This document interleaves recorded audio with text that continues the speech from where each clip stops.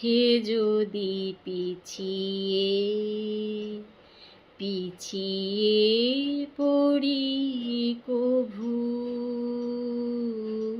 ক্লান্তি আমার ক্ষমা করো প্রভু। পথে যদি পিছিয়ে পিছিয়ে পড়ি কভু, ক্লান্তি আমার ক্ষমা করো